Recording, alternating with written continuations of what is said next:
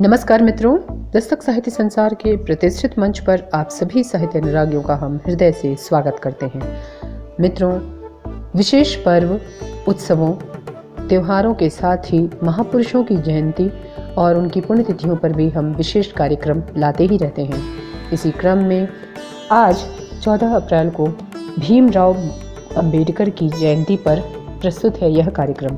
भीमराव रामजी अंबेडकर, जिन्हें हम डॉक्टर बाबा साहब अंबेडकर नाम से जानते हैं, वह लोकप्रिय नेता, विधिवेत्ता, राजनीतिक एवं दलित समाज सुधारक थे। 14 अप्रैल को भारतीय संविधान निर्माताओं में प्रमुख डॉक्टर भीमराव अंबेडकर का जन्म दिवस विश्व भर में मनाया जाता है। ज्ञातव्य है कि भारत सहित विश्व के 100 से अधिक देशों में अंबेडकर जयंती मनाई जाती है। इस दिन को समरसता दिवस के रूप में मनाए जाने का उल्लेख है। अंबेडकर के संविधान पर सुनते हैं हम आज महाराष्ट्र के प्रोफेसर वीपी तिवारी जी का प्रेरक वक्तव्य। Professor VP Tiwari Maharashtra national law university में कानून के आचार्य प्रोफेसर हैं।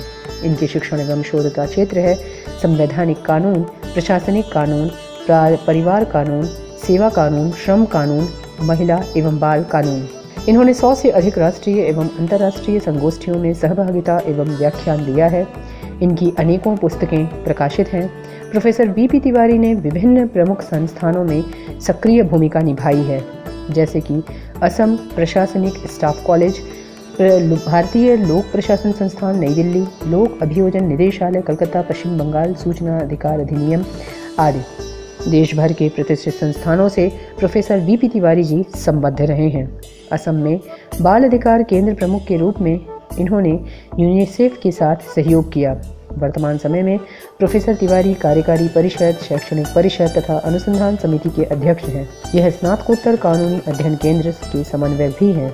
तो आइए ऐसे प्रख्यात शिक्षाविद, कानूनविद प्रोफेसर वीपी तिवारी जी से सुने अंबेडकर के संविधान पर प्रेरक वक्तव्य। नमस्कार, मेरा नाम प्रोफेसर वीपी तिवारी है। मैं Maharashtra national law university Nagpur में काम करता हूँ। डॉक्टर प्रेरणा चतुर्वेदी जी ने मुझसे भारत के संविधान के विषय में कुछ बोलने के लिए कहा है, तो आज मैं भारत के संविधान के विषय में कुछ बताना चाहूँगा। आज मैं भारत के संविधान के विषय में कुछ बातें बताने जा रहा हूँ। जैसा कि आप सबको विदित है, भारत का संविधान 2 साल 11 महीने और 18 दिनों की कड़ी मेहनत के बाद 26 नवंबर 1949 को बनकर तैयार हो गया था। हमने इसको उसी दिन एडॉप्ट कर लिया था और कुछ प्रोविजंस उसी दिन लागू हो गए थे। बाकी के प्रोविजंस 26 जनवरी 1950 को लागू हुए थे। 26 जनवरी को हम एक रिपब्लिक डे के रूप में मनाते हैं। रिपब्लिक डे का मतलब होता है कि जिस देश का हेड वहाँ की जनता के द्वारा डायरेक्टली या इनडायरेक्टली इलेक्ट किया गया हो, वह उस पद पे मात्र इसलिए न रहा हो कि वहाँ के उसके पिताजी राजा महाराजा थे, वो राजा महाराजा का बेटा है, बेटी है, या डिक्टेटर है या कुछ और है। जब देश के सबसे उच्च पद पर किसी का स्थापित होना वहाँ की जनता के चुनाव पे निर्भर करता हो तो उसे रिपब्लिक कहते हैं। Friends, I wanted to tell you that England is not republic. England republic नहीं है, क्योंकि वहाँ क्वीन अथवा किंग होते हैं, जबकि अमेरिका, जापान ये सब रिपब्लिक हैं। और जो अरब कंट्रीज़ हैं वो भी रिपब्लिक नहीं है, क्योंकि वहाँ भी किंग्स एंड क्वींस होते हैं। और चाइना, रसिया, जहाँ एक तरह से एक डिक्टेटरशिप है, नॉर्थ कोरिया, वो भी रिपब्लिक नहीं है। भाग 4 में डायरेक्टिव प्रिंसिपल्स दिए गए हैं कि ये देश कैसे चलेगा, जो सरकारें आएंगी वो किस तरह की पॉलिसीज़ को लागू करने की कोशिश करेंगी। और उसी के भाग 4A में फंडामेंटल राइट ड्यूटीज़ दी गई हैं। आज हमारा दुर्भाग्य है कि हम फंडामेंटल राइट्स की ज़्यादा चिंता करते हैं और फंडामेंटल राइट ड्यूटीज़ की तरफ ध्यान नहीं देते।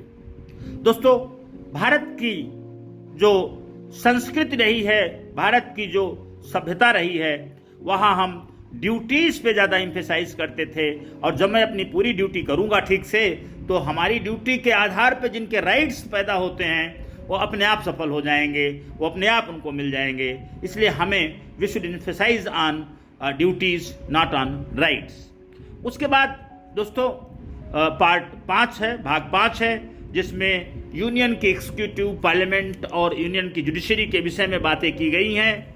और उसी तरह से जब आगे हम बढ़ते हैं तो स्टेट आ जाते हैं, उसमें स्टेट लेजिस्लेचर, स्टेट एग्जीक्यूटिव, ये सारी बातें मिल जाते हैं। इस तरह से पार्ट 22 तक हमारा संविधान जाता है। हम एक एक संविधान के विषय में, एक एक पार्ट के विषय में तो ज़्यादा नहीं बता सकते, पर आज मैं आपको ये बताना चाहता हूँ कि भारत के संविधान की जो सबसे महत्वपूर्ण बात है वो बात है फंडामेंटल राइट्स की। आप जानते हैं कि हमारे देश में बहुत सालों से मुगलों का शासन था और उसके बाद अंग्रेज़ों का शासन था, जिसकी वजह से हमारे अधिकार, मूलभूत अधिकार, इवन नेचुरल राइट, जो नैसर्गिक अधिकार थे, उनका भी काफ़ी हनन हुआ था।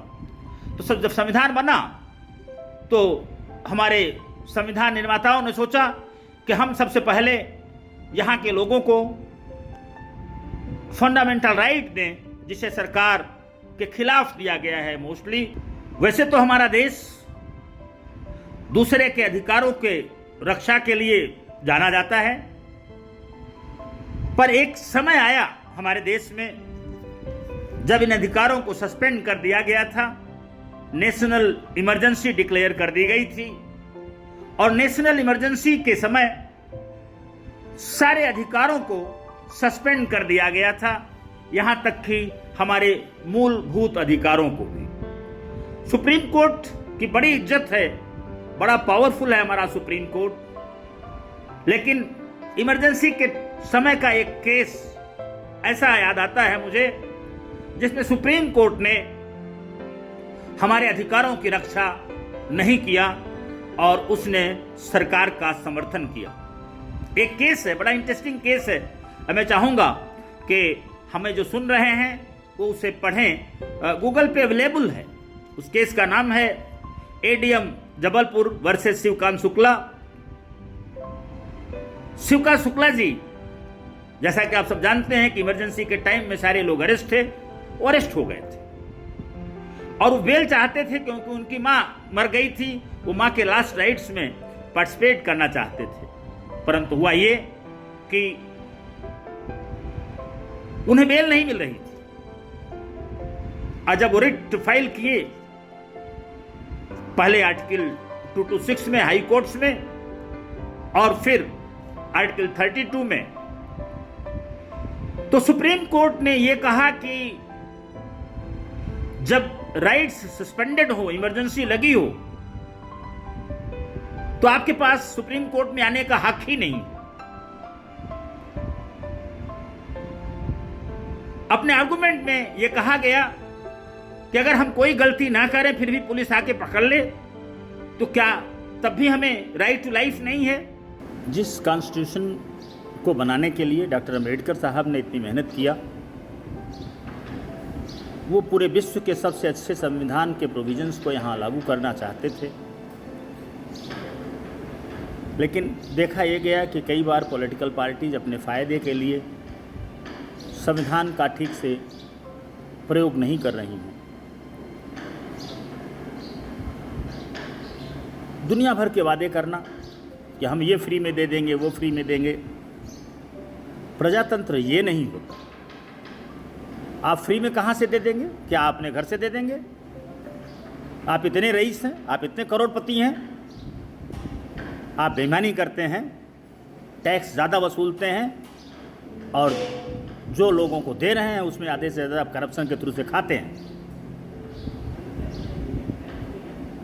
356 राष्ट्रपति शासन आपने हज़ारों बार लगा दिए हैं जो कि ठीक नहीं थे।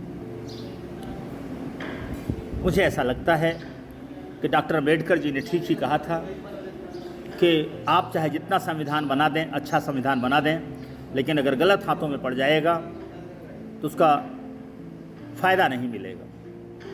लेकिन अगर संविधान ठीक ना भी हो और अच्छे हाथों में रहे तो उसका काफ़ी लाभ होगा। अंत में मैं यही कहना चाहता हूँ कि हमारा संविधान काफ़ी अच्छा है, लेकिन इसके लागू करने वाले लोग इसको ठीक से लागू करें।